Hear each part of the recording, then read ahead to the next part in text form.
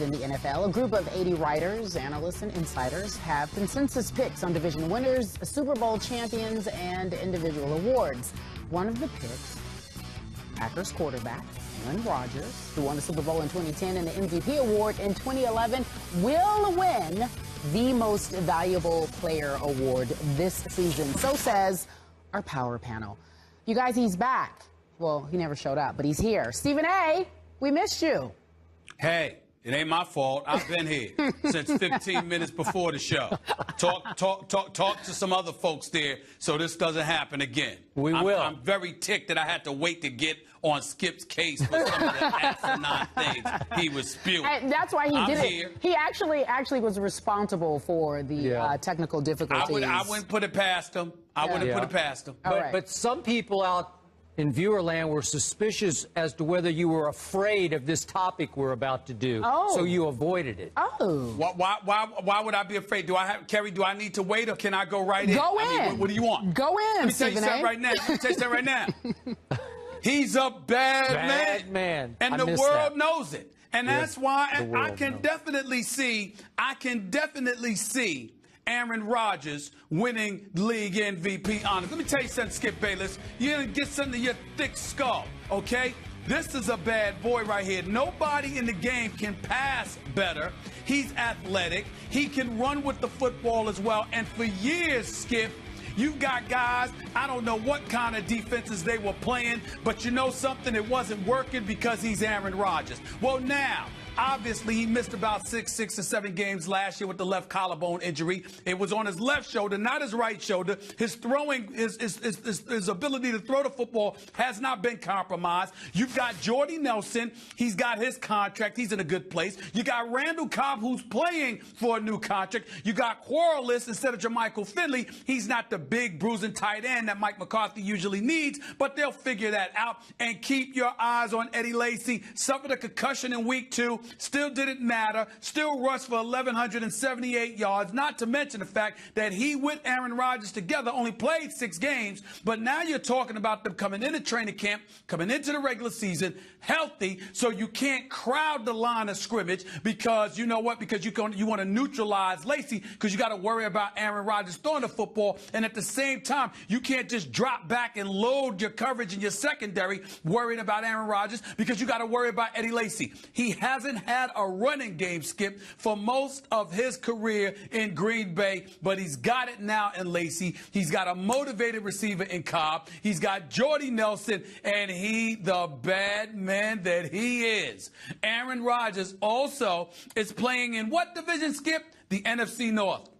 The Chicago Bears forgot how to play football on the defensive side of the ball. The Detroit Lions is just a penalty away, you know, from messing themselves up, even though Caldwell will help them be more disciplined. And I'm not sold on Minnesota, although the only good thing I could say about Minnesota right now, outside of having Zimmer as their new coach, is that I no longer need to ponder the thought of who's going to be their quarterback, because it's clearly going to be Castle and then Bridgewater and not Christian Ponder. But in the end, it's not enough, Skip Bayless. It's about the bad man, Aaron Rodgers, who's going to put up big numbers. He's going to do what he's going to do, and that is the reason why the Green Bay Packers have a shot at having their quarterback named the NFL MVP, because he's a bad man.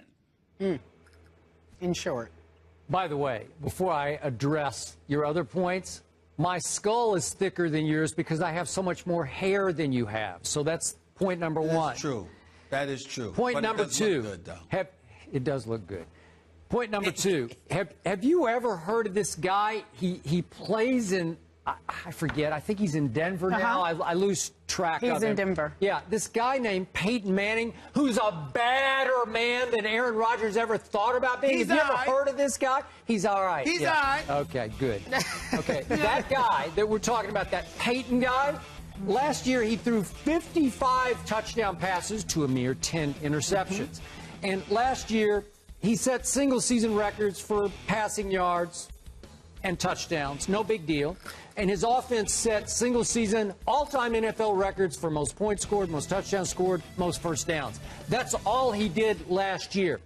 And that Peyton guy, this preseason, didn't look like he was in midseason form. He looked to me like he was already in postseason form, and we've seen what a mission he's already on because he got so fired up about DJ Swearinger that he ran all the way to the end zone and drew a taunting flag and fine for getting in that young man's face. That's what you're up against in Peyton Manning this year. Not to speak of, he gets Ryan Clady back, his blindside protector.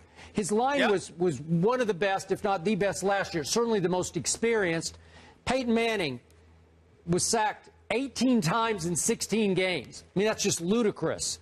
Aaron Rodgers last year was sacked way more times than that, 21 sacks, and he only played in 9 games last year. So that's going to be a factor. And now let's get back to the Eddie Lacy factor that you wanted to focus on. Let's keep our eyes, as you just said, on Eddie Lacy. I love Eddie Lacy.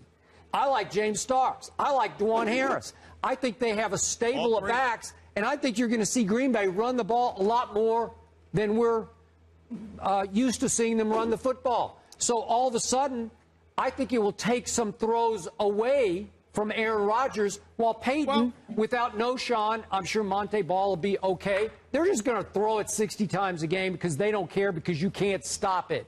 So you don't think that will contribute to Peyton Manning running away with his should be third straight MVP, but it will be his second straight MVP? Why should it be the third? He was robbed. He was robbed by Adrian Peterson 2 years ago. I But that's a whole other issue. Okay, you remember.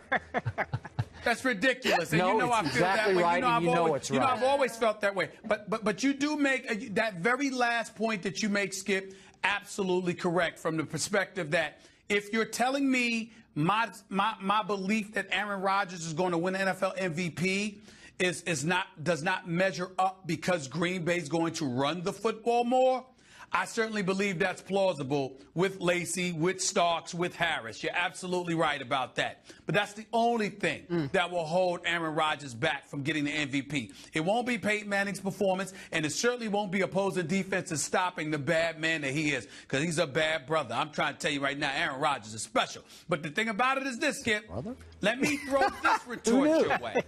Let me throw this retort your way. Skip Bayless? Yes, go ahead. How about this?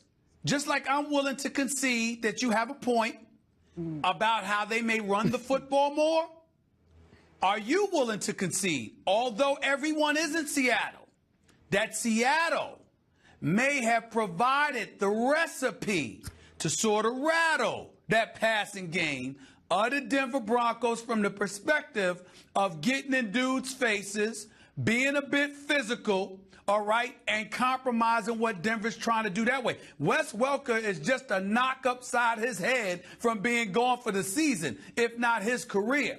I'm not sure about Julius Thomas and Demaryius Thomas after what I saw in the Super Bowl. We still got an APB out for Eric Decker. I hear he's been spotted at MetLife Stadium in East Rutherford, New Jersey with the Jets. But we don't know yet because we still looking for him from the Super Bowl. So for me, it's just a thought, Skip Bayless, that although Peyton is big time, you can't poo-poo 55 touchdowns, just 10 interceptions, all right? In the end, do you really expect that to happen again after the recipe has been provided via the beatdown we witnessed in that 43-8 drubbing we witnessed in the Super Bowl? Okay, back to your Seattle point. I agree with you. They provided the blueprint. But I don't see anybody else out there who has the ammo to back up the blueprint. How many Seattle Seahawks secondaries are there on Peyton's schedule except for Seattle's? I don't see any. I'm sorry. I don't disagree in terms of the secondary. That's not what I'm implying, because you're right about that. And I acknowledged that before I made my point. I understand everybody's not Seattle. What I'm saying to you is that if you've got a hit man on the squad, to me, it wasn't just Seattle's personnel. It was the fact that Cam Chancellor's early hit in the Super Bowl set the tone by intimidating Denver receivers. I think Peyton Manning running down to the end zone and getting Swearinger's face after the hit on Welker, all of this stuff is indicative of a quarterback that doesn't want to see his players rattled. Because Denver has shown they can be rattled. I know how talented they are. I know how big time they are. But what people need to understand is that when I question their heart, I'm not saying they can't play. I'm saying the exact opposite. You are elite performers. There is no excuse to get stomped in a Super Bowl the way that you got stomped with that talent unless one thing occurred. Your heart got snatched out your chest. That is what happened to the Denver Broncos. And when you show that that can happen to you, Skip, I'm sorry. I don't know how you get around that. I really don't.